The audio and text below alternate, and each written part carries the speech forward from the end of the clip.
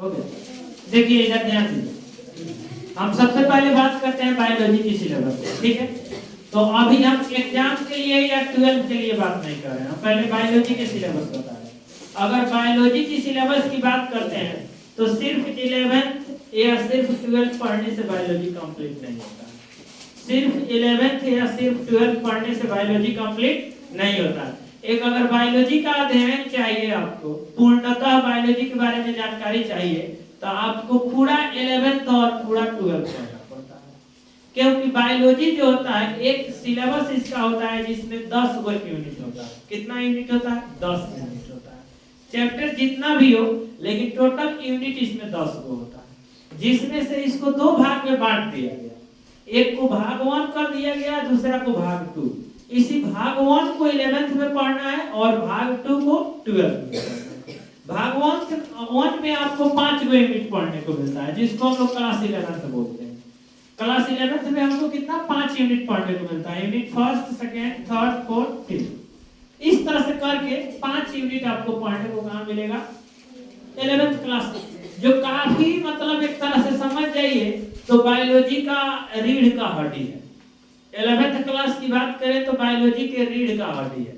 एकदम हर चीज आपको 11th में शुरुआत से मिलता है, और इस सब कंप्लीट करने के बाद ही आप 5 जो यूनिट जो बन जाता है, इसको 12th क्लास में पढ़ने को मिलता है।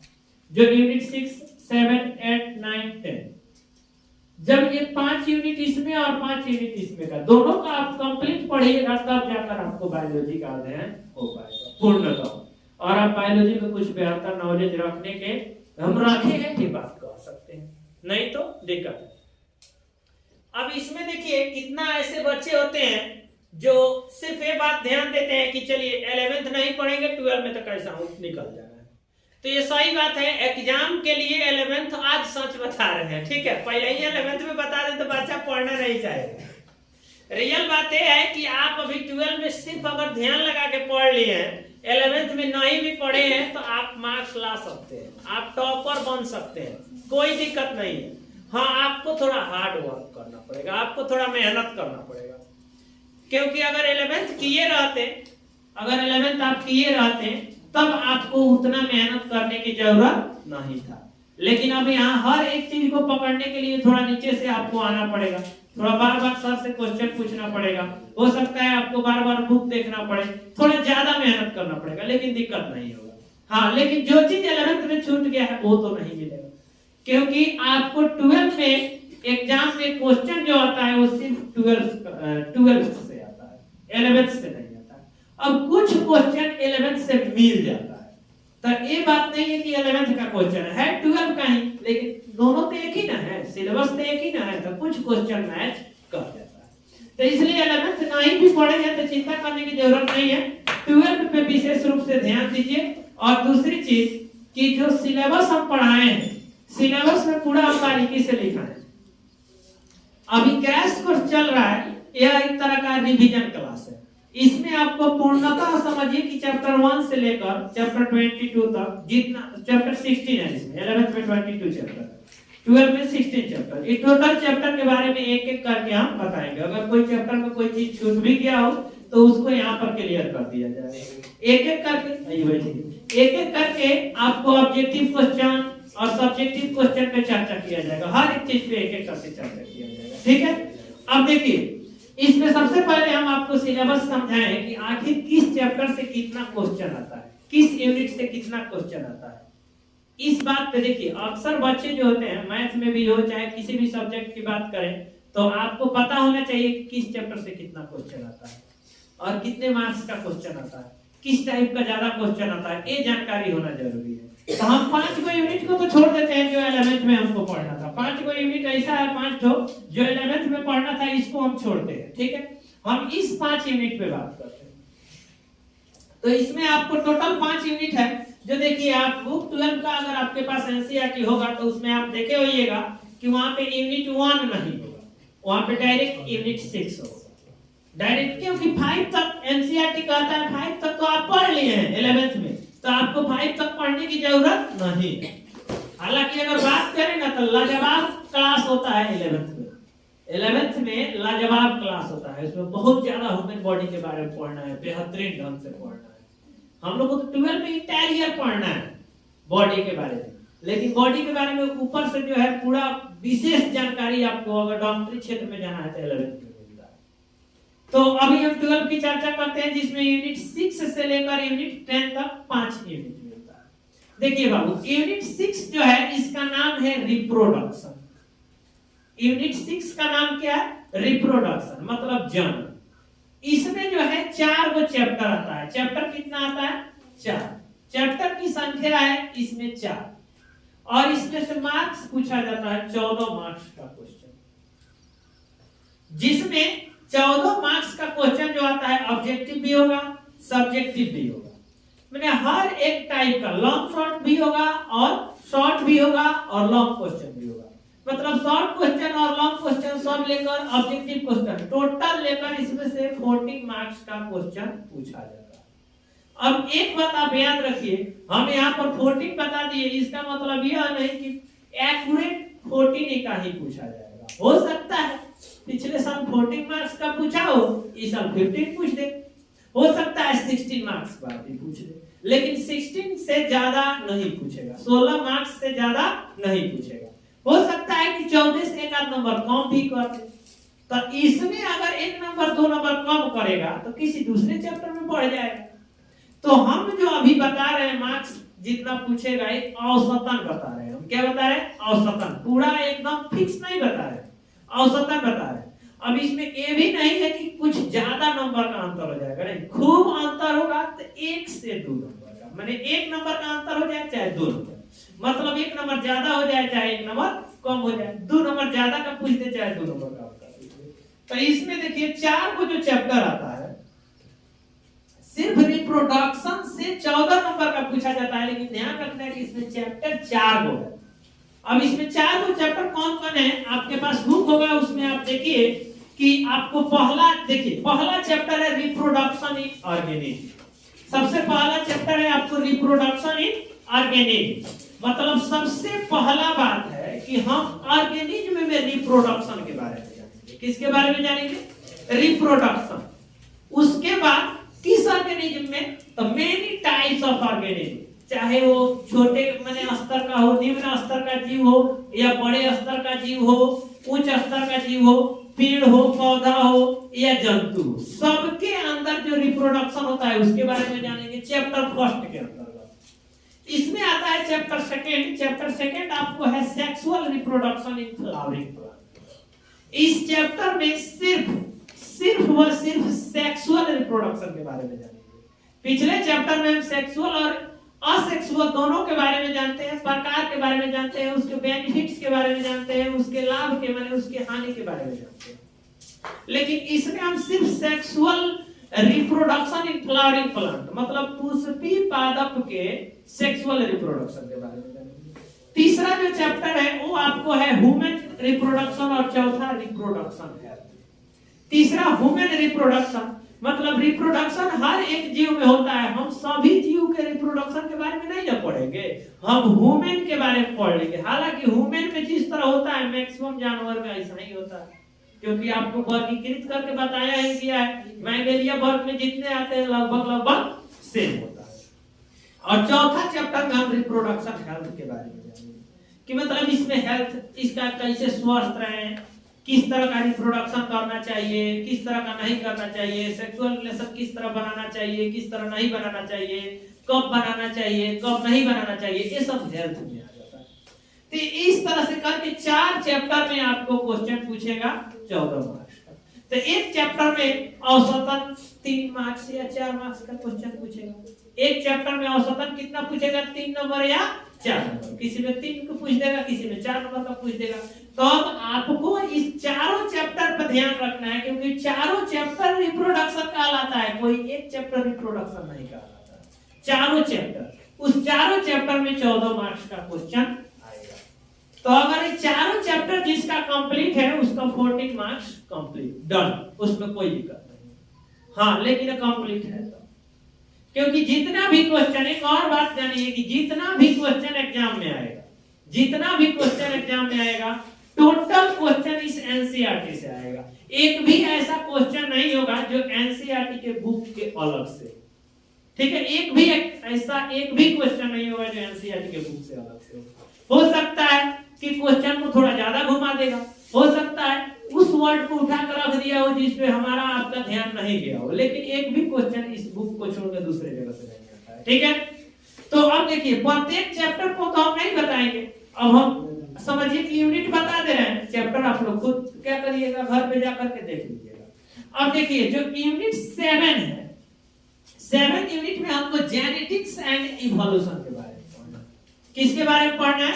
जेनेटिक्स एंड इवोल्यूशन के बारे में। देखिए बाबू, इसमें जो है मात्र 3 चैप्टर है और क्वेश्चन पूछा जाता है सबसे अधिक। अगर बायोलॉजी में 12 क्लास में क्वेश्चन आता है तो सबसे अधिक क्वेश्चन आता है इस यूनिट 7 से, इसको सेकंड बोल सकते हैं। तो 7th यूनिट से मात्र 3 चैप्टर और क्वेश्चन पूछा जाता है 18 मार्क्स का, ठीक है। जो जेनेटिक्स अक्सर लोग बोलता है कि जेनेटिक शुरू हो गया है पढ़ाई, सभी बच्चा आप कंटिन्यू हो जाओ। अक्सर बच्चा सबके माइंड में भी रहता है जेनेटिक शुरू हो गया, आप कोचिंग ना छोड़ जाइए, ऐसे रोज पढ़ जाइए। मोतिहारी में अक्सर बच्चा यही कहता है कि हां जेनेटिक आज शुरू हो गया, आप ध्यान से रोज जाइए, आज से ना जाइए, ध्यान से जाइए, आज भी छोड़ देगा, ठीक है। हालांकि छोड़ने वाला हमेशा छोड़ देता है, हमेशा कहता है कि हम कॉलेज से बैठ के पढ़ने हैं, रोज ऊपर कॉल होता है, ठीक है। वैसा अब नहीं करना, अब कॉल का बात छोड़िए, आज अभी करना है, ठीक है। अब कॉल अपोसो वाला बात खत्म। तो इस 7th यूनिट से कितने मार्क्स क्वेश्चन पूछे जाते हैं? 18 मार्क्स, कोई दिक्कत? अब आइए यूनिट 8 जो है बायोलॉजी इन ह्यूमन वेलफेयर, जिसमें माइक्रोनिज्म वगैरह के बारे में पढ़ने को मिलता है, जिसमें माइक्रोनिज्म वगैरह के पढ़ने को मिलता है। ये सभी जो है आपको ह्यूमन वेलफेयर में आते हैं, मतलब मानव के फायदेमंद कौन कौन से चीज है, कहाँ क्या चीज होना चाहिए, ये सभी चीज इसमें आते हैं, जिसमें भी मात्र 3 चैप्टर है, लेकिन क्वेश्चन आपको आता है 14 नंबर का। कितना नंबर का? 14। फिर आइए आप बायोटेक्नोलॉजी, जो अभी समाप्त हुआ, बायोटेक्नोलॉजी जस्ट ही पढ़ाकर कंप्लीट किए हैं, ये यूनिट 9 में आता है।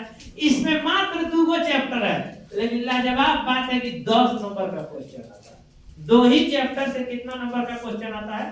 10 नंबर का। अगर रेशियो मिलाइए तो सबसे बढ़िया रेशियो इसका है, और इसलिए हम बताए थे बायोटेक्नोलॉजी बहुत जरूरी है, ठीक है। और उसमें भी रिकॉम्बिनेशन एकदम जरूरी है। रिकॉम्बिनेशन हर एक मोड पे रिकॉम्बिनेशन की जरूरत पड़ेगा, चाहे आप किसी भी काम को कर लीजिए। किसी पौधा में अगर आपको समझिए इंसेक्ट से उसको रेसिस्टेंस करना हो, चाहे कोई भी चीज से रेसिस्टेंस करना हो, वहां आपको रिकॉम्बिनेशन की जरूरत पड़ जाएगी, ठीक है। तो ये आपको हो गया कि मात्र 2 चैप्टर पढ़ना है और 10 नंबर आप क्वेश्चन, मैंने क्वेश्चन 10 नंबर तक को उसको आप टच कर सकते हैं, ठीक है। लास्ट यूनिट है जिसमें हम प्रवेश कर गए हैं और 1 चैप्टर पढ़ा दिए हैं, लगभग समाप्त होने के कगार पे। 2-3 चैप्टर और बाकी है, तो ज्यादा देर का नहीं है, ठीक है। वो भी मतलब 10-15 क्लास में कंप्लीट हो जाएगा। तो इस चैप्टर का नाम है इकोलॉजी। इसमें 4 चैप्टर पढ़ना है। इसमें कितना चैप्टर पढ़ना है? 4। 13, 14, 15, 16। चैप्टर 13, 14, 15, 16, जिसमें 15 पढ़ा दिए हैं, समाप्त होने ही वाला है। अब 13, 14 पढ़ाना है, ठीक है। 13, 14 और 16, तो ये तीनों कंप्लीट हो जाएगा, तो आपका 14 नंबर इसमें से आएगा।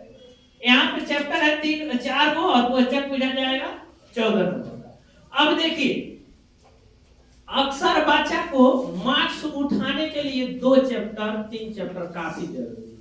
अगर मार्क्स को उठाना है तो रिप्रोडक्शन को लाजवाब तरीके से पढ़ लीजिए, ठीक है। एकदम सिंपल क्वेश्चन अगर कहीं से आता है तो रिप्रोडक्शन से आता है। उसके बाद अगर सबसे सिंपल क्वेश्चन आता है तो बायोटेक्नोलॉजी से आता है। बायोटेक्नोलॉजी का क्वेश्चन काफी सिंपल है और रिप्रोडक्शन का क्वेश्चन काफी सिंपल है। ये 2 चैप्टर जो है, इसमें 14 नंबर का क्वेश्चन, इसमें 10 नंबर का क्वेश्चन पूछा जाता है और काफी सिंपल क्वेश्चन आते हैं। इसका क्वेश्चन जो है काफी सिंपल, क्योंकि काफी सिंपल चैप्टर है, ठीक है। इसके बाद मार्क्स उठाने के लिए आपको काफी जरूरी है यह जेनेटिक्स को पढ़ना। यूनिट कौन? 7, जिसमें आपको 18 नंबर का क्वेश्चन आता है। और ये नहीं कि बाकी सब चैप्टर नहीं पढ़ना है, बाकी सभी भी चैप्टर पढ़ना है। इस चैप्टर में आपको रिप्रोडक्शन में भी सबसे ज्यादा मार्क्स अगर उठाना हो तो ह्यूमन रिप्रोडक्शन पर ध्यान दीजिए। ह्यूमन रिप्रोडक्शन खूब फुल माने डिटेल में पढ़ लीजिए, बाकी सब अपने आप कंप्लीट हो जाएगा, लगभग एक ही जैसा होता है। तो ये रहा आपको 2023 में होने वाले एग्जाम का सिलेबस। आप लोग को पता होगा कि इसमें जो है आप लोग एक फोटो ले लीजिए, इसको याद रहेगा किस चैप्टर से कितना, एक फोटो कोई ले लो ग्रुप में डाल दो। इससे आपको पता होना चाहिए कि किस चैप्टर से मतलब किस यूनिट से, चाहे आप लोग नोट कर लिए हो तो अच्छी बात है, किस यूनिट से कितना मार्क्स का क्वेश्चन आएगा, ये चीज आप लोग को नोट होना चाहिए। आप सभी कोई क्रैश कोर्स के लिए अलग से अब कॉपी रखिएगा, ठीक है। मान लीजिए जो पढ़ाई चल रहा है वो तो चलेगा ही, उधर का सिलेबस कंप्लीट करने के बाद 10 बजे वाला बैच बंद कर देंगे ताकि आप लोग घर जल्दी जाइए, तो जल्दी आना भी है, जाइएगा तो खाना खाइएगा फिर जल्दी से आइए। तो अब देखिए, अब हम बात करते हैं सबसे पहले यूनिट 6 जिसमें आपको रिप्रोडक्शन के बारे में पढ़ना है। किसके बारे में पढ़ना है? रिप्रोडक्शन के। इसमें चैप्टर कितना है?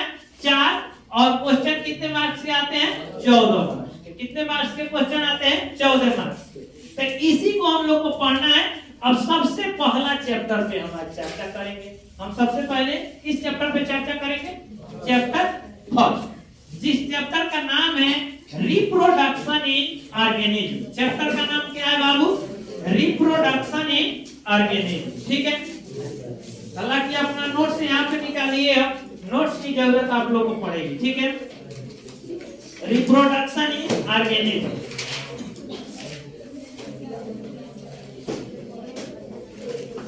रिप्रोडक्शन इन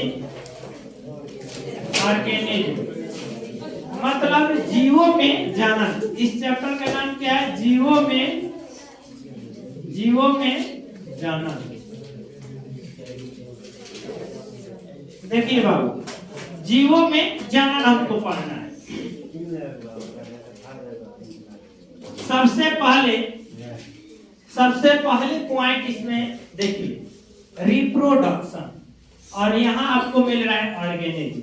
अगर किसी भी चैप्टर को हम शुरू करते हैं तो सबसे पहले उस चैप्टर में हम वर्ड को खोजते हैं कि कौन सा वर्ड है, और उसमें कौन ऐसा वर्ड है जो नया है और कौन वर्ड है जो पुराना है। मैंने पुराना नया कहने का अर्थ, जिस वर्ड के बारे में आप ऑलरेडी जानते हैं आपके लिए पुराना है, जिसके बारे में नहीं जानते हैं आपके लिए नया है। अगर दोनों के बारे में जानते हैं तो दोनों आपके लिए पुराना है। लेकिन अभी हम मान लीजिए चैप्टर स्टार्ट कर रहे हैं तो दोनों वर्ड हम लोग के लिए क्या है? नया है। एक सबसे पहला वर्ड है रिप्रोडक्शन। सबसे पहला वर्ड कौन है? रिप्रोडक्शन। कौन वर्ड है? रिप्रोडक्शन। और दूसरा आपको मिला है ऑर्गेनिज्म। और यहाँ पर है रिप्रोडक्शन। सबसे पहले हम जानेंगे रिप्रोडक्शन है क्या। इसका डिफिनेशन सबको पता होना चाहिए। सबसे पहला बात कि रिप्रोडक्शन है क्या। तो रिप्रोडक्शन एक ऐसी प्रक्रिया है जिसके द्वारा, रिप्रोडक्शन एक ऐसी प्रक्रिया है जिसके द्वारा कोई भी जीव अपने ही जैसे संतति जीव का निर्माण करते हैं। कोई भी जीव अपने ही जैसे संतति जीव का निर्माण करते हैं, उस प्रक्रिया को रिप्रोडक्शन कहते हैं। इट मींस, समझ में आया कि रिप्रोडक्शन क्या है? एक प्रोसेस है। रिप्रोडक्शन क्या है? एक प्रोसेस है। और इस प्रोसेस के द्वारा कोई भी जीव, चाहे एक जीव, ओनली वन ऑर्गेनिज्म या 2 ऑर्गेनिज्म, 1 ऑर्गेनिज्म और 2 ऑर्गेनिज्म एक दूसरे की सहायता से क्या करते हैं? अपने ही जैसे संतति का निर्माण करते हैं। इस प्रक्रिया को हम रिप्रोडक्शन बोलते हैं। इस प्रक्रिया को हम रिप्रोडक्शन बोलते हैं। रिप्रोडक्शन को आप जनन भी कह सकते हैं, रिप्रोडक्शन को जनन भी कह सकते हैं, रिप्रोडक्शन को प्रजनन भी कह सकते हैं। दोनों एक ही बात है। रिप्रोडक्शन को जनन भी कह सकते हैं, रिप्रोडक्शन को प्रजनन भी कह सकते हैं, दोनों एक ही बात है, ठीक है। तो अब देखिए, रिप्रोडक्शन के डेफिनेशन में किसी को तो कोई प्रॉब्लम नहीं है। अब यहाँ देखिए, आप लोग एक और काम करिए, वैसे बच्चे जो चैप्टर फर्स्ट नहीं पढ़े, हम जैसे कंप्लीट करेंगे, आप किसी अपने दोस्त का कॉपी लीजिए और देरी नहीं करते हुए फटाक से जाइए किसी साइबर कैफे में, अब तुरंत उसका फोटोकॉपी करा लीजिए। 10-20 रुपया लगेगा, फोटो कॉपी करा लीजिए, उसका कॉपी वहीं पे तुरंत दे दीजिए, क्योंकि कोई कॉपी तो आप देगा नहीं कि हम लेके जा घर है आप फाइल के फाइल से बैठ के पढ़िए, ऐसे तो कोई कॉपी देगा नहीं आप, क्योंकि सबका एग्जाम है। आगे ऐसा किसी का एग्जाम अभी किसी का बाद में है, ऐसा तो है नहीं, तो सबका एग्जाम एक ही बार है, तो इसलिए कोई तो कॉपी देगा नहीं। तो थोड़ा देर के लिए तो कोई दे सकता है, थोड़ा देर के लिए कोई भी दे सकता है, जाइएगा फोटो कॉपी करा लीजिएगा, 10 20 30 रुपए जो लगे, और उस नोट्स को अपने पास रखिए। जैसे हम चैप्टर 1 पढ़ा रहे हैं तो चैप्टर 1 जो पढ़ लिया है अच्छा बात है, नहीं पढ़ा है तो नोट्स उसका उपरा लीजिए, किसी से ले लीजिए, ठीक है, चाहे हमसे संपर्क करिए, हमसे ले लीजिए, जैसे आपको सुविधा है। तो देखिए रिप्रोडक्शन क्या है, रिप्रोडक्शन एक प्रक्रिया, रिप्रोडक्शन एक प्रक्रिया है जिसके द्वारा क्या होता है, कोई एक जीव या एक से अधिक जीव क्या करते हैं, अपने ही जैसे संतति का निर्माण करते हैं। इस प्रक्रिया को क्या कहते हैं, रिप्रोडक्शन। इस प्रक्रिया को क्या कहते हैं, रिप्रोडक्शन। अब रही बात कि रिप्रोडक्शन जो होता है यह कितने प्रकार के होता है, सबको पता है, बाबू पहले से पढ़ाए हुए हैं। रिप्रोडक्शन कितने प्रकार के होते हैं, रिप्रोडक्शन 2 प्रकार के होता है। एक होता है आपको सेक्सुअल रिप्रोडक्शन, एक कौन होता है, सेक्सुअल रिप्रोडक्शन, और दूसरा कौन होता है, asexual reproduction. Asexual reproduction, asexual reproduction, इसको हिंदी में क्या बोलेंगे, लैंगिक जनन। क्या बोलेंगे बाबू, लैंगिक जनन। इसको हिंदी में बोलेंगे लैंगिक जनन, और इसको बोलेंगे अलैंगिक जनन। क्या बोलेंगे बाबू, अलैंगिक जनन, ठीक है। बच्चों में कंफ्यूजन रहता है अक्सर, बच्चों में अक्सर जूनियर लेवल के बच्चों में अक्सर कंफ्यूजन रहता है कि लैंगिक जनन मतलब जानवर में होके वाला, और लैंगिक जनन मतलब पौधा में होके वाला, ठीक है। बड़ी हंस रहा है सर। बच्चों में मतलब अक्सर कंफ्यूजन रहता है कि लैंगिक जनन मतलब जानवर में होने वाला, और अलैंगिक जनन मतलब पौधों में होने वाला। ऐसा कुछ नहीं है, ऐसा कुछ नहीं है। सभी पौधा लैंगिक जनन नहीं करता है, तो सभी पौधा अलैंगिक जनन भी नहीं करता है। Some plants take sexual reproduction whenever some are takes asexual reproduction, क्योंकि कुछ जो है सेक्सुअल रिप्रोडक्शन करते हैं तो कुछ जो है असेक्सुअल रिप्रोडक्शन करते हैं। हालांकि जानवर सेक्सुअल रिप्रोडक्शन छोड़ के असेक्सुअल रिप्रोडक्शन नहीं कर सकता है, ठीक है। तो देखिए अब सेक्सुअल रिप्रोडक्शन क्या है और असेक्सुअल रिप्रोडक्शन क्या है, स्पष्ट समझिए अपनी भाषा में कि जब कोई दो व्यक्ति जिसमें एक मेल और एक फीमेल, जब कोई दो व्यक्ति जिसमें एक मेल और एक फीमेल दोनों आपस में मिलकर मतलब एक दूसरे की सहायता से जिस संतति को निर्माण करते हैं, तो निर्माण करने के प्रक्रिया को हम सेक्सुअल रिप्रोडक्शन बोलते हैं। जैसे गाय के द्वारा गाय और सांड के मिलने से उत्पन्न बछड़ा, यह एक सेक्सुअल रिप्रोडक्शन का उदाहरण है। यह एक सेक्सुअल रिप्रोडक्शन का उदाहरण है। मम्मी पापा के मिलने से हम लोग का उत्पत्ति होना, हम लोग क्या है, एक सेक्सुअल रिप्रोडक्शन का, हम सभी यहाँ बैठे हैं तो हम सभी क्या है, सेक्सुअल रिप्रोडक्शन का उदाहरण है। हम सभी सेक्सुअल रिप्रोडक्शन का उदाहरण है। अब असेक्सुअल रिप्रोडक्शन की बात करें तो इसमें क्या होता है कि पेरेंट्स सिंगल होता है। पेरेंट्स कैसा होता है, सिंगल, मतलब इसमें मेल को फीमेल को इसकी कोई जरूरत नहीं है, इसमें दो गो मतलब पेरेंट्स होने की कोई जरूरत नहीं है। सिंगल बॉडी क्या करता है, कई सारे संतान को, कई सारे संतति को उत्पन्न करता है। पर इस तरह से सिंगल बॉडी जब कई सारे संतति को उत्पन्न कर दे तो इस तरह के प्रक्रिया को क्या कहते हैं, असेक्सुअल रिप्रोडक्शन। लेकिन जब वही दो व्यक्ति मिलकर, दो पेरेंट्स मिलकर किसी जीव को उत्पन्न करें तो इस तरह के प्रक्रिया को क्या कहते हैं, सेक्सुअल रिप्रोडक्शन। कोई दिक्कत? सेक्सुअल रिप्रोडक्शन के एग्जांपल में आप किसको ले सकते हैं बाबू, ह्यूमन को ले सकते हैं ना, ह्यूमन को ले सकते हैं, डॉग को ले सकते हैं, कैट को ले सकते हैं, टाइगर ले सकते हमेशा ह्यूमन के बाद डॉग आता है, ठीक है, हमारे यहाँ। इसके बाद इसमें कौन कौन आ जाएगा बताइए? अमीबा आ जाएगा, पैरामीशियम आ जाएगा, अमीबा आ जाएगा, अच्छा पैरामीशियम आ जाएगा, पैरामीशियम आ जाएगा, क्या? हाँ हाइड्रा आ जाएगा। तो देखिए ये सब, देखिए यह जो है ह्यूमन, डॉग, कैट, ये सब सेक्सुअल रिप्रोडक्शन का उदाहरण है। और अमीबा, पैरामीशियम, हाइड्रा, ये सब किसका उदाहरण है? असेक्सुअल रिप्रोडक्शन का उदाहरण है, ठीक है। अब हम सबसे महत्वपूर्ण, अब देखिए इसमें मुख्य पॉइंट पर ही बात किया जाता है, ठीक है, क्योंकि कहाँ एक साल में सिलेबस समाप्त करना, कहाँ एक महीना में समाप्त करना, ठीक है। इस पे अब हम समझेंगे क्या चीज, देखिए बाकी आप लोग नोट्स वगैरह को देखिएगा, बारीकी से पढ़िएगा, ठीक है। अब हम रिप्रोडक्शन में सेक्सुअल रिप्रोडक्शन और असेक्सुअल रिप्रोडक्शन का कुछ लाभ और कुछ हानि के बारे में चर्चा करेंगे। इसका कुछ ना कुछ बेनिफिट है तो कुछ ना कुछ लॉस भी है। इसका कुछ ना कुछ बेनिफिट है, इसका प्रॉफिट भी है और इसका लॉस भी है, ठीक है। एडवांटेज लिखना उचित रहेगा, प्रॉफिट लिखना उतना उचित नहीं है, एडवांटेज, क्योंकि प्रॉफिट जो है ना मैथ के लिए यूज किया जाता है। इसका डिसएडवांटेज बोल सकते हैं, डिसएडवांटेज, ठीक है। तो लॉस और प्रॉफिट, एडवांटेज और इसके कुछ डिसएडवांटेज के बारे में बात करते हैं। सबसे पहले बात करते हैं सेक्सुअल रिप्रोडक्शन का एडवांटेज क्या है और सेक्सुअल रिप्रोडक्शन का डिसएडवांटेज क्या है।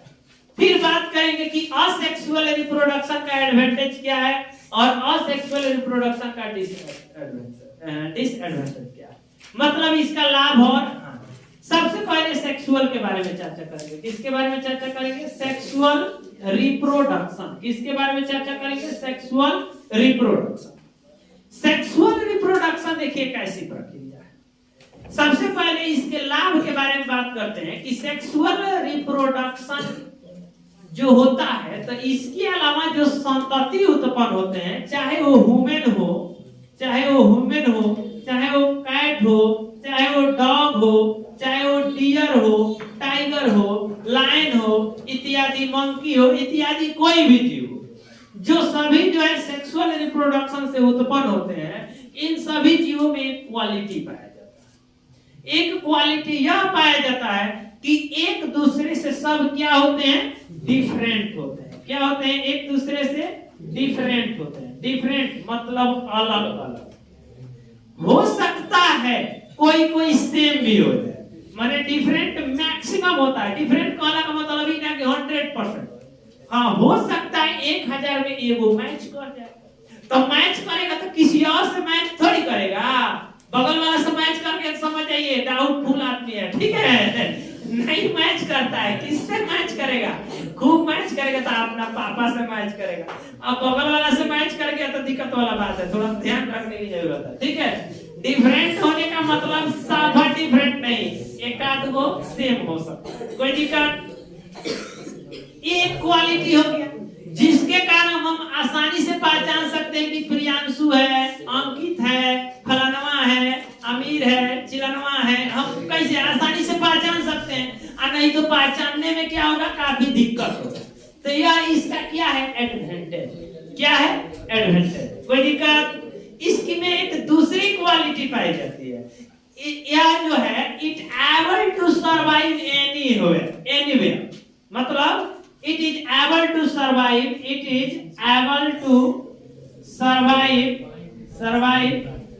anywhere।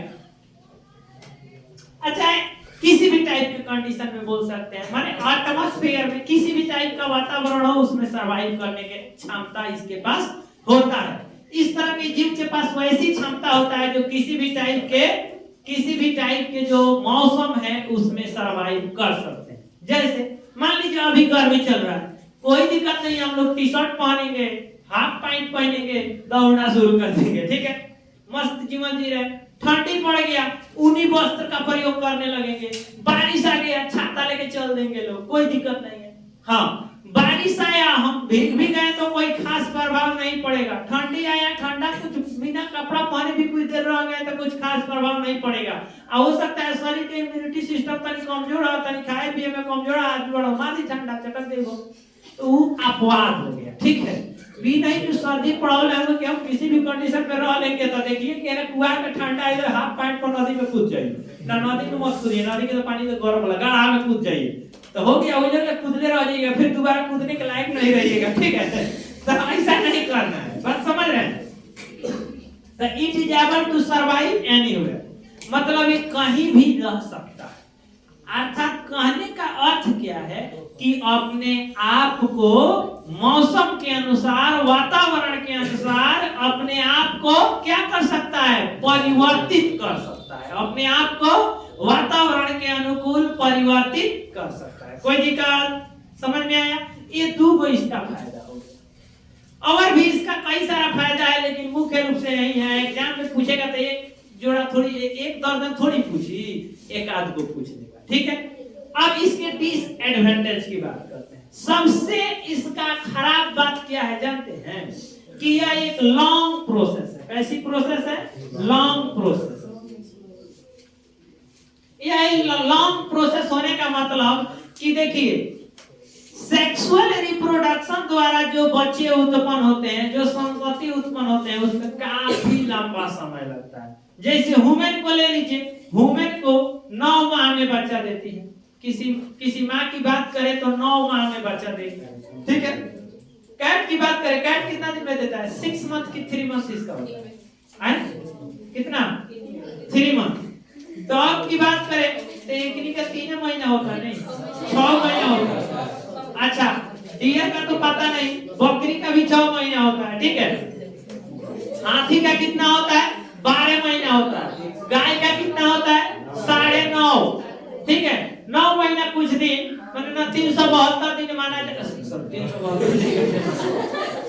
9 महीना से थोड़ा ज्यादा होता है।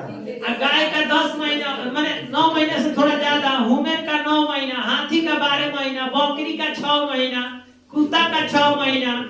तो इस तरह से सभी जीवों को अपने संतति को उत्पन्न करने में एक लंबा समय गुजारना पड़ता है। और ये लंबा समय जो होता है, अब कहिएगा सर इसमें कौन डिसएडवांटेज की बात है? 6वें महीने तो होगा लेकिन बहुआ तो होगा ना? नहीं बहुआ। दिक्कत ये है कि जितना दिन प्रेगनेंसी रहता है वो टेंशन रहता है।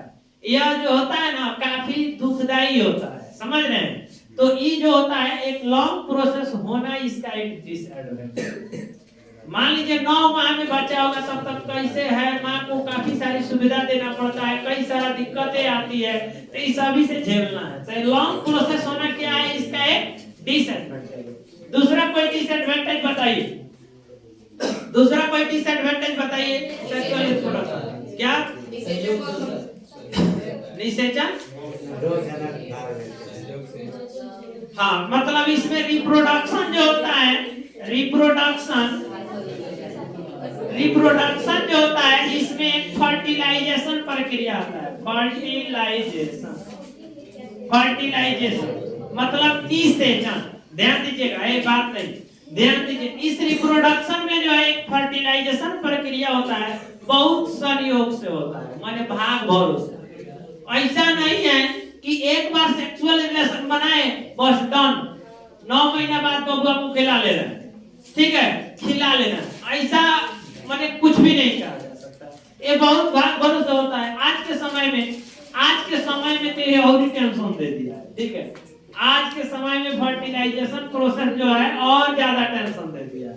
आज के समय में जानते हैं क्या है, ज्यादा तेल खाइए, ज्यादा मिर्चा खाइए, ज्यादा मसाला खाइए, ये चलते रहेगा। किसी को कितना हो मना कर लीजिए, मानने वाला है नहीं। तो जब ज्यादा आप भोजन करिएगा, किस टाइप का? गरम भोजन, इसको हॉट फूड बोलते हैं। हॉट फूड मतलब ही ना कि गैस पर से उतार के तुरंत मुंह में डाल लें, जैसे लहसुन, प्याज आदि, ये सब हॉट फूड है। लहसुन तो सबसे ज्यादा, एक लहसुन खा लीजिए देह में से गर्मी ना हो रही। ठीक है, एक लहसुन खा लीजिए, एक आदि खा लीजिए, और उसके बाद सवेरे गंजी पकौड़े लगे तो उनको गर्मी नहीं, ठंडी ना बुझाएगा कि हाँ ठंडी आएगा। समझ रहे हैं बात को? नहीं, जितना ज्यादा सेवन करिएगा रिप्रोडक्शन में फर्टिलाइजेशन की उतना ही कमी होगा। बात समझ रहे हैं? हालांकि ये जो फूड जो होता है ना, हॉट फूड, रिप्रोडक्शन करने के लिए काफी उत्तेजित करता है। इसलिए लहसुन, प्याज आदि वगैरह बाबा जल्दी नहीं खाता है। सब साधु बाबा जब होता है ना सन्यासी, वो सब नहीं खाता है, कई बेला करता है। अब पता ना, हम देखने नहीं जाते हैं, लेकिन नियम के अनुसार वो नहीं खाता है, क्योंकि शादी ब्याह तो बहुत नहीं रहता है, खा लेगा, चक्कर पकड़ करने लगेगा, दिक्कत हो जाएगा। ठीक है, लड़का सबको तो अभी नहीं खाना चाहिए, लड़का ताली के तो आदि खाना ही नहीं चाहिए, ताली के बहुत कम मात्रा में खा लो। लेकिन एक बात, खाना जरूरी भी रहता है। लहसुन नहीं खाइएगा तो दिक्कत होगा। लहसुन बहुत सारे रोग से आपको बचाता है, लहसुन खाना भी चाहिए, लहसुन आपको खाना भी चाहिए। ठीक है, कहा कि ये सब हॉट फूड है, कम लीजिए, ऐसा मैं नहीं कह रहा हूँ कि मत लीजिए, लेकिन इसकी मात्रा पर थोड़ा सा ध्यान दीजिए। हमने जैसा हमने के बड़े लहसुन डाल देते हैं लोग मीट में, तो सब लोग लहसुन पसंद करता है। ठीक है, तो वैसे मत आप लोग करिएगा। ठीक है, यहाँ इसका डिसएडवांटेज और एडवांटेज समझ लिए, कोई दिक्कत, कोई भूलेगा नहीं ना, इसमें भूलने वाला बात है। अब किसी से कहेंगे तुम्हारी पापा के नाम का भूलेगा, ये सब भूलने वाला बात है। पापा के नाम जैसे इसके याद कर लो सब। ठीक बा, सेक्सुअल रिप्रोडक्शन के बाद आ गया असेक्सुअल रिप्रोडक्शन। असेक्सुअल रिप्रोडक्शन, ए बाबू सुनिए, असेक्सुअल रिप्रोडक्शन का कुछ फायदा बताते हैं, कुछ हानि बताते हैं। इसका सबसे फायदा जानते हैं क्या? सबसे बड़ी फायदा कि फटाक से हो जाए।